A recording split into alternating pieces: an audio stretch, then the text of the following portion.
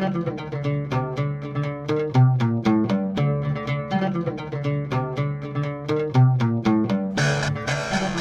welcome to Sci-Fi Christian. I'm Ben DeBono. And I'm Ben Kirkwald.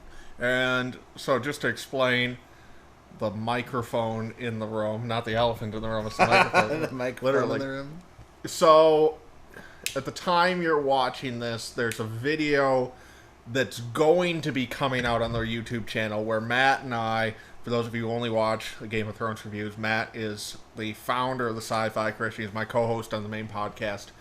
And we recorded, for the first time ever in our history, a dual YouTube podcast episode. So we're going to release it in the podcast feed and on YouTube of us talking about Rocky, which I know isn't sci-fi or Christian, but we're almost 500 episodes into the podcast. We're stretching for material at this point. So what are you going to do? And so we did this because we wanted the audio quality to be better for when you're actually just listening to it for the people on the podcast feed. And it improved the audio quality so much that I thought, well, you know, it's easy enough to do. It maybe adds 2-3 extra minutes to my work to edit all this together. So let's just do it. So anyway, that's that. Welcome back. Thank you. You weren't here last week. I was not here last week. I know you and I talked about it, but what did you think of last week's episode in 30 seconds? I really liked it. I thought it was kind of a filler episode, but we still had the Benjen Stark stuff kind of going on. But I thought it was a good setup episode for things to come with a lot of characters that we didn't actually get to see this week, which is a little disappointing. But right. Overall, I thought it just kind of kept the season moving. You know, I feel like after reading about different reviews, I'm one of the only people who really liked the stuff with Sam at wherever, Horn Hill. Well, what did you think of that? I liked it. I mean, he doesn't obviously steal the sword in the books. Well, he doesn't go there. Doesn't even go there in the books. But I mean, I think it's great now that he has a Valyrian steel sword that can kill White Walkers. He's important. A little more well equipped, and I think that it's the first time in the show, at least, that we've really seen Sam kind of stand up to a foe and win, as it were. I mean, he's never really... I mean, his storyline is always about going and confronting his fears and stuff, but this is really the biggest one. I mean, this is your father, who is an awful person, telling you all of this, and I really think that... I thought they did a good job of that, of Sam becoming this new, different character. I agree. I'm a little concerned that they're not going the Maester route. I think he's going there. Well, yeah. But I'm not sure how that even works, both in book and the show, given the timeline. That's true. Because that was, you know, I'm sure we said this in the past, but originally there was going to be this 4 or 5 year gap in the story between books 3 and 4. That didn't work. And so Martin, you know, now it's just all chronologically normal. And so that would have worked for Sam going and becoming a Maester. Right. But now it's like, it's like going and getting your PhD. And the series is going to be over by the time you Right, by the time you get that done, shit Danny's is hitting already the taken fan. Westeros and all that, right? So, yeah, I guess I'm okay with them getting rid of it. I don't know. Yeah. There's a lot of things that I'm wondering if the show is doing different than the books, and I think it'll be interesting when the books come out. Even from tonight's episode, I think there's some stuff that comes that's a little bit different. Yeah, so smokes are same as usual. I haven't made it over to Tobacco Grove. Tuesday's the last day of school. We should... oh, there you go. We got to go celebrate. There you go. Yes. Friday? Well, you'd probably be having a kid on Friday. It could be, yeah. So if there's no episode next week... Right.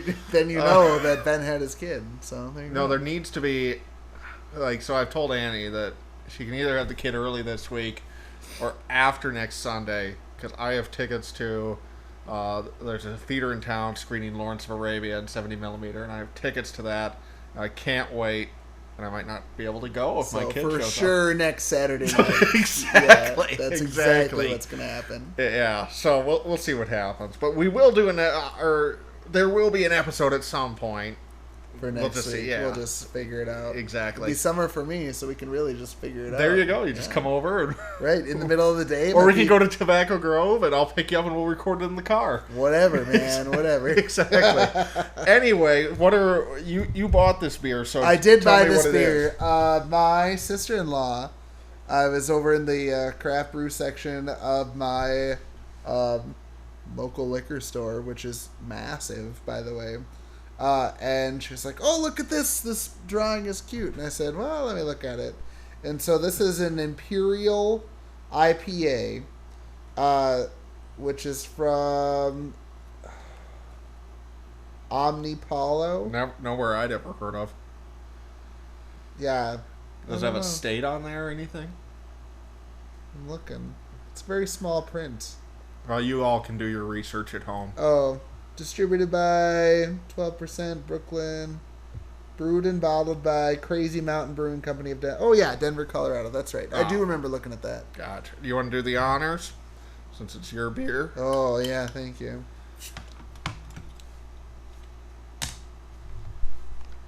Yeah, you don't want to put it in there. Yeah. A couple. All sorts of problems. Alright, let's see. Wow. How light that is. Yeah. This is like a golden... I don't know. It's not too... IPAs can be... I don't know that I've really had an Imperial IPA before. Well, the technical definition is once you get above 7%, you're a double IPA or an Imperial IPA. Oh, they're the same thing? Yeah. Well, why would you call... I mean, everybody uses double IPA. Why would you use Imperial? Because they're from Colorado and they don't care. I think that, craft styles need to be shifted up a little bit now because 7% feels like nothing when you start talking about Imperial beer. I want like 9-10% if you're going to claim Imperial or double. Well, that's what, yeah. I mean, when you're talking stouts, you're talking an Imperial. A Russian Imperial Stout is 9-10%. At least, yeah. Yeah, so I don't know. I think that it's a factor of just how the beer market has gone in the last however many years. And the fact that styles have shifted, IBUs have gone up, ABV has gone up, and so now it's like anything below 6% is kind of a session beer to me. At least for an IPA. Not very IPA-y. It's good. It is good. But yeah, this is not super hoppy. No, there's hardly... So it's not very Imperial right, or very IPA. No Imperial, no IPA. The label is concerning to me. But, good beer is good beer. So, I doubt it's going to win any awards if they entered into the Imperial IPA category. Yeah, they're going to go, this is like every other beer ever. You know what it tastes like to me? Tallgrass has... Well, they've had their 8-bit pale ale for a long time, and then last year they put out a 16-bit, and they called it a double pale ale. That's what this tastes like to me. If you think of not a double IPA, but a double pale ale, and that shifts your expectations enough where this is right in that ballpark to This me. is a pale ale. This is not an IPA. No. It's not nearly hoppy enough. No. Maybe it meets the bare minimum requirements to be an IPA. Yeah, probably. And that's where, again, styles have shifted. So, 10 years ago, based on where palates were and the right industry was, this might have been like, whoa, that's hoppy, but now it's no. It's like, no, this is fine, yeah. So there you go. Yeah. Out of what was it? I don't know. Look for the picture. That's all. Yeah. I don't want to grab your dick, so if I could have the lighter there for a second. Preferable. We could probably start off the show, actually, with some Game of Thrones stuff now, huh? Yeah! So finally, what are we, 10 minutes in? Jesus. We're going to talk about Game of Thrones. All right, I wrote The Broken Throne. What was I thinking? The Broken Man. Really, it should have been called The Broken Men, because by my count, you had the Hound, you had Theon, you have Edmure, you have Jaime, men who are broken in one way or another showing up in this episode.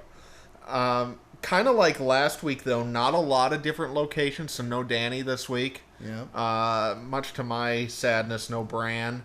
It's a short episode. It was 51 He's also minutes. He's Come broken, on. right? Yeah, Bran he's is broken. He's literally broken. There. Like, I just show us something with Bran. Just film another flashback. Give us something. You got a 51-minute episode. You can round that guy out with a 3-minute Bran scene, right? Yeah. So that's disappointing. Who else didn't we see? Tyrion. No, we haven't seen Tyrion for a couple weeks. Which I'm actually okay with. I'm not crazy about his storyline at the moment. No, and I think they know that we're not crazy with his storyline right now, so that's fine. So we've got the Hound. We'll come back to there because that's kind of where it ends. Yeah. Where do you want to go? How about King's Landing?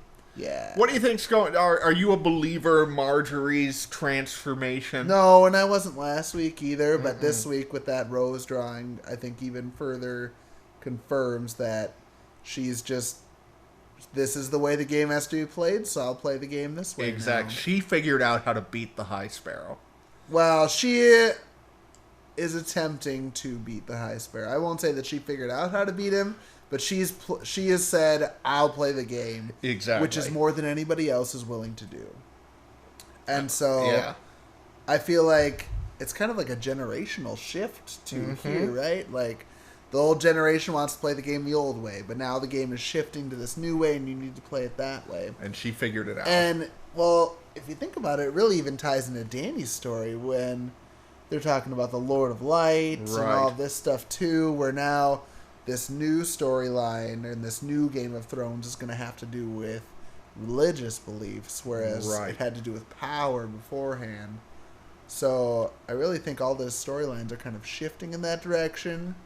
Hopefully, not hopefully intentionally, but just hopefully because that's where they want us to be, and they're not just leading us off into some... I hadn't thought about that, but you can go ahead and throw Bran in there, too, because of the old gods. Sure, absolutely. And yes, it's a different dynamic than what we're seeing there, but it's kind of like the behind the scenes of the religion, if you will. Right.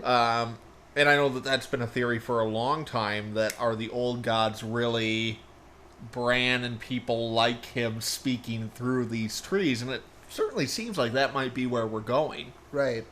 With that. But yeah, I feel like Marjorie just became the most dangerous player in the King's Landing dynamic. Yeah. Because she's figured out how to play the game in a way Olenna hasn't. Like you said, the generational shift. She's got a one-up on Cersei. And more important than that, but now she is in a position to manipulate both Tommen and the High Septon because of the way she's playing the game. Right. So Marjorie just got really, really dangerous. Yeah. I think that... Yep. Now, she still has some limitations because for the way she's playing the game, she's got to keep the I think that nun around. And I think that Olenna made the same move and Cersei made the same move, but we didn't get to see that in the show or in the books. They're moves that they had to make in order to put themselves into building up their empire. And I really think that right now what we get to see is the beginnings of that Marjorie empire starting, or at least maybe she'll be killed next week, who knows. Right. But like at least possible. if it comes to be like this is how it began, you have to play the game differently, play it the way that it needs to be played instead of trying to do your own thing. Exactly. And I think that that's part of the show, well, not the show, but just the story's philosophy of how power works. That power is the ability to work within what you're given. And when you don't recognize the dynamics of how power works in a given situation, a la Ned in the first season or first book, that's when you lose. Right. And right now, Marjorie realizes how power works in this new world, and Cersei does not, and Olenna does not. Though at least she's smart enough to get out of Dodge. Right. But Cersei doesn't care. Mm-hmm. And I feel like that's somebody that doesn't care is a lot more dangerous than anybody else. Yeah. So, I don't know. She's my prediction to die in the season. Okay, we'll get back to that. All right. I think we'll get back to that when we talk about the Hound. Because there's going to be some convergence there. Okay. All right. let's just get Theon out of the way. That's a really, no pun intended, dick move of his sister to bring him to a whorehouse. Like, what are you doing? Why couldn't he have just stayed on the ship? Like, hey, do you want to come with us? I'm going to a brothel. Want to come? No, I bet it was like, we're going to drink. And then she got, it's like, this is a brothel. Well, we're drinking here anyways. Poor guy. I'm so sorry for him. I felt like this scene I cared for the least in the show tonight, just because the scene felt forced and it felt unnecessary. And well, I mean, it established where they're going, and they're going to Marine. But that was one line in this entire 5-minute scene. Yeah, like it could have just been like, "Hey, you don't have a dick, remember? Yeah, let's go to Marine," and then just go to Marine. Like you don't have to have all of this other stuff in there. Yeah, I remember. So I don't know. I was a little frustrated that we had to draw out this whole scene about how, like, now you have to be yourself again, and are you going to be yourself or not? And yeah, I don't know. It's obviously the Iron Islands thing. They're putting on a track for Marine. It was kind of weird because 2 weeks ago we saw Euron build me 1,000 ships, even though his island doesn't have any trees. And besides the point. Besides the point. And then last week, just coincidentally, Danny's like, well, how many ships do you think we need? 1,000? So that was... But now it's... Theon is going there, too, so... Everybody seems on course in terms of the Iron Islands to go wind up at Marine. But it seems weird because isn't that the opposite of the books? Isn't Euron on his way? Yes. So, I don't know. I mean, I guess we don't know him and we know Theon, and so it makes more sense to send him if that's the only reason we need him. And so hey, Danny, you don't need a ship when you have a dragon. So, get over here. Let's just go. Let's go. Okay. Do you want to? Should we do Arya next? No, let's do the wall. Let's do the wall. John's who's not at the wall anymore, but he's at the wall. But well, it's a big thing. It was like I felt like they were trying to show us that he's a little farther away because we can actually see the top of it now. So, yeah. And so we get 3 scenes here. We have him recruiting, 4 scenes if count the last one, but he's recruiting the wildlings. That goes well. Yeah. He recruits House Mormont, which goes okay with poor results. And then he's rebuffed by House Glover. What a badass girl. Yeah, House Mormont, she's great. Like, jeez, criminy. She's good. Yeah, and so just for people who are maybe just show watchers and aren't keeping track of the 5 billion names out there, so House Mormont, obviously, this is the house that J.R. Mormont, who was the Lord Commander, was a part of. And then Jorah Mormont over with Danny, this is his house as well. So the Mormonts are kind of an interesting house in the sense that they show up in unrelated ways in several different storylines in the story. Yeah. But yeah, and then Sansa's sending a raven to somebody. Who's she sending the raven to? I've been thinking about it. I can't figure it out. Who's she sending the raven to? Oh, she's sending it to, what's his face? Littlefinger. Oh. In the Vale, saying, hey, we need your help here. Which is why, coincidentally, he's got the Vale army. How did you not? I don't know. That was a really dumb thing. You shouldn't have said that on the air like this. I was just testing you to see if you got it. Okay. Right. Took me That's so obvious. Out of the 5 billion, but... Yeah, so now I got $5 that says it'll be like the first night they'll try and take the castle, won't work. Second morning, the Vale will show up, and then they'll take the castle. But then Littlefinger will want a chunk of something, right? And it'll be a whole thing. But... You know, I what happened was I made the mistake that all the characters on the show make, which is I forgot about Littlefinger. Never forget about Littlefinger.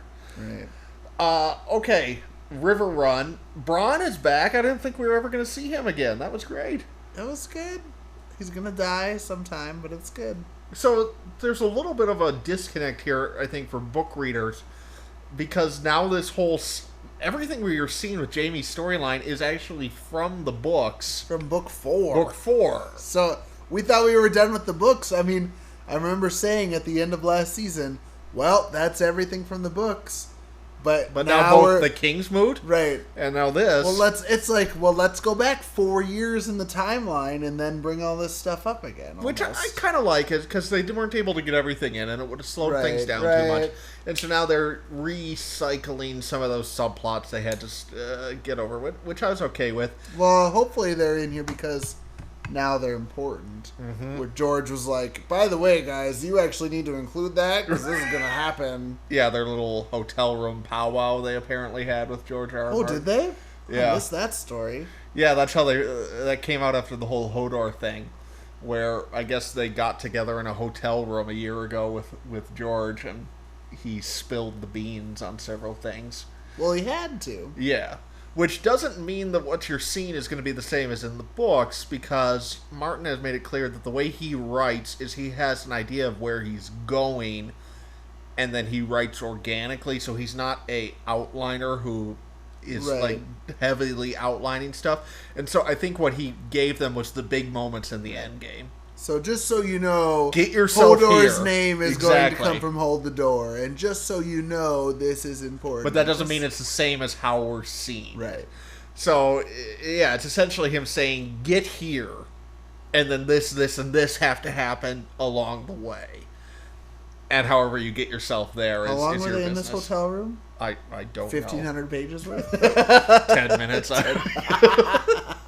Like, boys, I got nothing. I got nothing. Tapped out. What do you think? Like, hold the door? I don't know. What? How do you think Hodor got his name? The hidden secrets behind this. He starts taking notes from what they're saying. Right? Like, yeah, that's good. Yeah. Shit, that's a great idea. God damn it. Alright, so I did like them bringing back Jaime's vow. With the Blackfish. I love the Blackfish. I'm so glad we're getting more of that character. Yeah, I do. I am too. But yeah, I mean, remember, back to season 2. Why did Jaime get set free? Because he vowed to bring Arya and Sansa home. Right. And I love that got brought up. And it's another moment where we've all come to love Jaime as a character, but then it's like, well...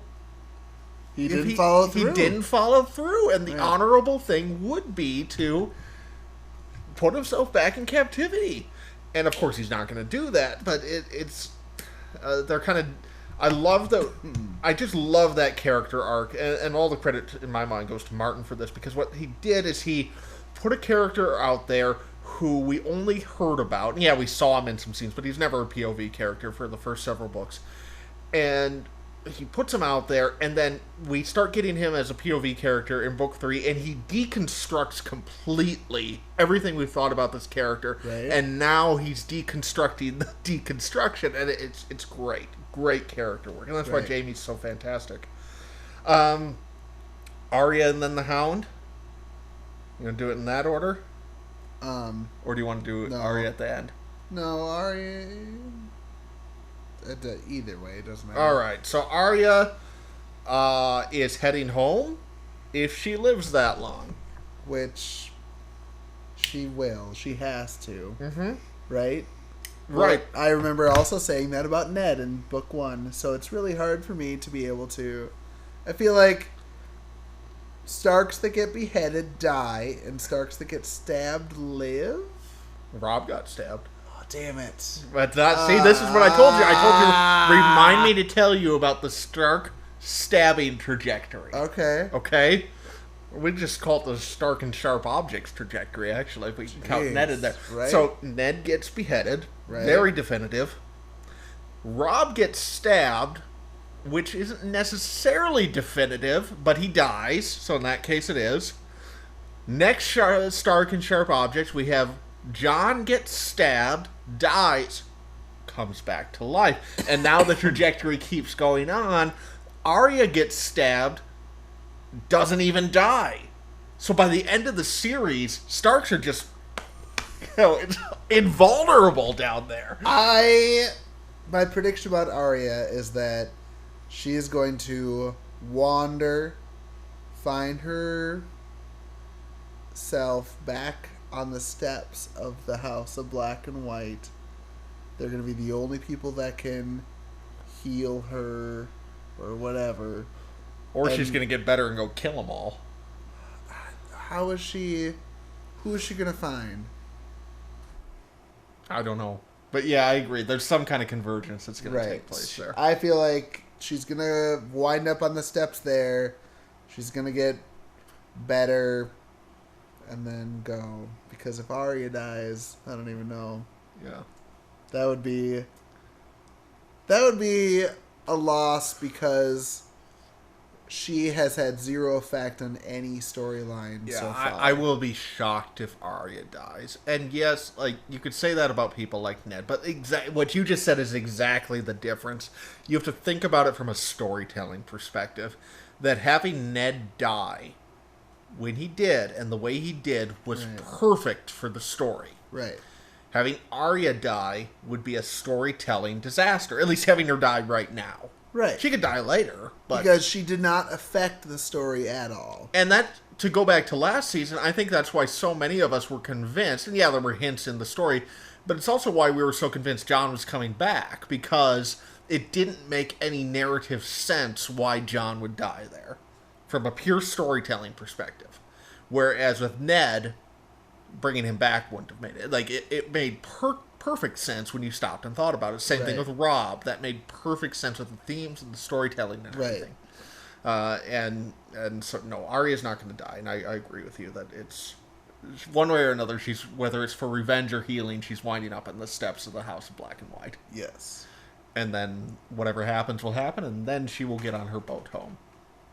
Tomorrow morning, yes, so it's going to happen quick. Maybe, well, okay, so it's either the House of Black and White or Red Priest. That's true.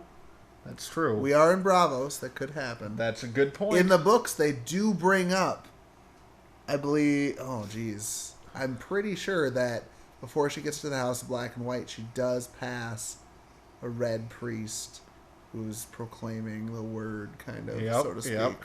Well, if that happens, I think House Stark just needs to put a Red Priest on retainer, because... Right.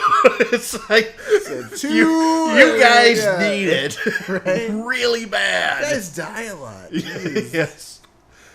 All right, speaking of people who die a lot, or maybe not. Well, yeah, right. The Hound, so...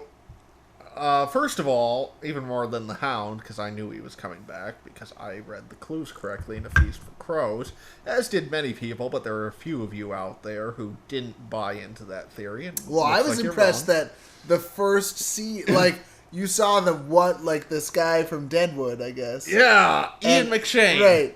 And you're just like, the Hound's coming back in this scene. And I was like, what? Well, I read some interview. So, yeah, so all of us Deadwood fans were rejoicing. Here comes Ian McShane, and then they kill him in one episode. But, yeah, welcome to fucking Deadwood. He's here. He's great. If you haven't seen Deadwood, and I'm speaking to you because I know you haven't, watch Deadwood. Oh, my gosh. One of the best shows ever made. It's right up there for me with Breaking Bad in terms of the Wire, with the best shows ever made. Wow. Oh, it's so good. I had to struggle through the first season of The Wire. Oh, well, I mean, very different shows, but yeah, okay, Deadwood is out of this world good, and thankfully Ian McShane is in it for more than one episode. Right.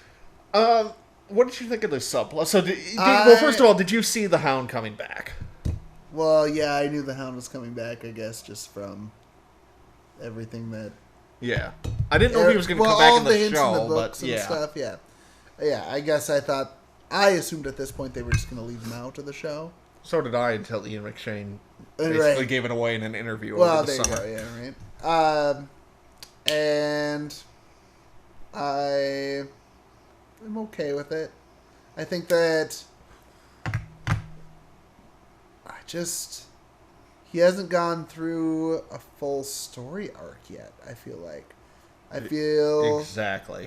Like he got to that point of healing, right? This is the point of healing, and now we need to go on the back slope of his story arc at this point, which could go one of two ways. He could just go rampaging, like apparently he does in the books, or at least they make it out to be. or he chooses specific targets and starts going after those people, which remains to be seen who he's mad at right now. Right. So, here's my problem with how they did this in the show.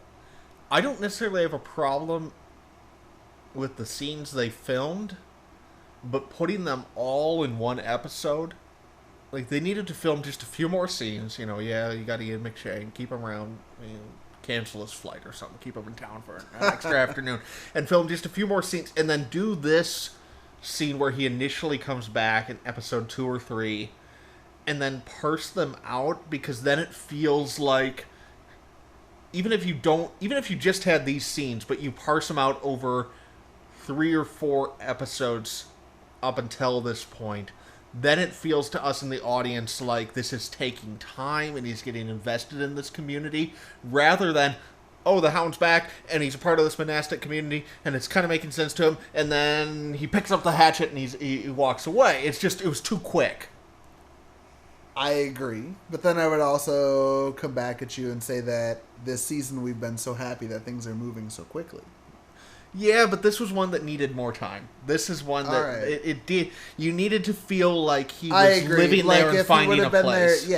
Like if we would have seen one scene per episode, kind of like when we saw Brienne and Pod walking through the hedges. Exactly. It was like, this is taking a long time. But it's better than feeling like they just kind of show up somewhere instantly. So, yes, those filler scenes can be frustrating, but maybe this is an argument for why you parse some of them out, because when you see them all at once, it feels less satisfying when you get to the payoff that quick. Right. Even if they had done it over 2 episodes, have that initial scene, don't show them, and then come back next week or something, that would have been more satisfying. But he's back. And this goes to, just a tangent for a moment, why I'm still bugged, because I am kind of assuming that Stannis is really dead at this point. Well, they said it 3 times tonight, I counted. Yeah, about Stannis. Right. Stannis is dead 3 times. And so it's like, show the body, because this is the show. The reason why so many of us were saying the Hound might come back is because we never saw the body. And so if Stannis is alive, then well played on their part. But if he's dead, which it seems like he is, very poorly played. You needed to show us a body. All right. Where is the Hound going? Well, obviously he's going to go fight Clegane in Cersei's trial. Cersei's going to have a trial by combat. Right. Sandor is now invested with the faith. Well, but he will know that, so he's going to get there. He's learned to have a good opinion now of the faith, or he found acceptance there. Oh, the church is looking for a champion, or they have a champion who is obviously not going to beat Gregor. It's not looking good. Sandor's going to step in, and he will be the church's champion and fight Gregor, and you're going to see that by the end of the season. And he will win. He will win. And that's how Cersei will die. Or at least something. Something. Will be the cause of Cersei's death. Yes. Which will give him so much happiness. So that's why I said we'll come back to Cersei maybe dying. Right. Because if you're right, she's going to die. She's going to die by losing that trial. And this goes to my ongoing theme of this season, that it's a repeat of storylines we've seen before. We're going to see another Gregor trial by combat, but this time, Sandor will not make the Viper's mistake of taunting Gregor. He will kill him, and it will be over. Right. Huh. So that's where that's going. I like that. That could work. One last thing from this subplot, which not very many scenes, but definitely a crowded subplot. The Brotherhood Without Banners shows up. You know, they're the ones who... They never said they were the Brotherhood Without Banners, but they're from the Lord of Light. They're looking for supplies. Right. You fill in the blanks. Brotherhood Without Banners. I'm not going to say the details for people who are only show watchers, but after we got a reference to the Brotherhood Without Banners last week, it does seem to point that we could be seeing a character who is left out of the show to this point coming back. And other characters have also moved into place where that exact scene could still come to be.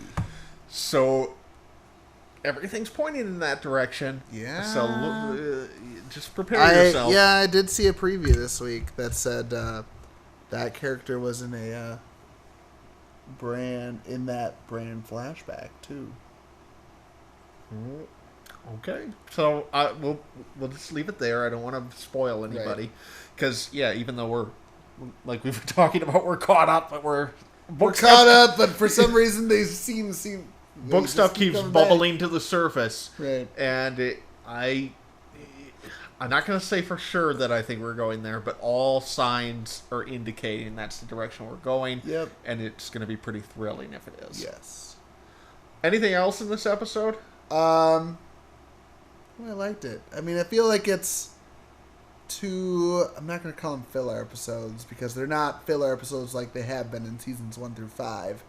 But a slower episode where they're just kind of building a couple of things up like they have to do. It's always been the show's aesthetic. You maneuver the pieces into place. Right. Yeah. And then then the king dies somehow. Exactly. Who knows what happens. Yeah. Yeah. So I am excited for these last 3 episodes of the season. Yeah. Episode 9 too. Is somebody dying in episode 9? Well, we know that we're gonna get the Ramsey John showdown. Right. All signs indicate we're gonna get what the internet has dubbed Clegane Bowl. Right. I wish I could claim credit for that. I cannot. Right. It seems like we're gonna get some Dany, Ironborn, Tyrion, Marine convergence that's gonna set her on her path to Westeros. Yeah, there's only 3 episodes. You know, I've been convinced that she's gonna make it, but I don't know that she is. She'll be on her way. She will be pointed in that direction. Well, she'll be pointed west. All right. Yeah. Well, there you go. We're going to get the Tower of Joy resolution by the end of the season. God, that'll be like the last scene. It might, yeah. I mean, obviously they teased it and they haven't fulfilled it, so they're saving it. That'll probably be episode 9 or 10. We might get this mysterious character who we've alluded to. There's just so much good stuff. Right. And then whatever Cersei's fate happens to be after Clegane Bowl, it's... Right. I can't wait. And then whatever Sam's going to do with that sword, which is probably stab himself with it, because it's a very Sam-like thing to do. That's true. Yeah. All right, so we'll hopefully be back next week. If my wife has a baby, we won't. Then we'll be back the day after. Yeah, exactly. On our way to Tobacco Grove. But for now, I guess this is Sci-Fi Christian. I'm Bendy Bono. I'm Ben Kirkwald. Oh, now this is where I say this is Sci-Fi Christian. Oh, goodbye. Whatever. Goodbye.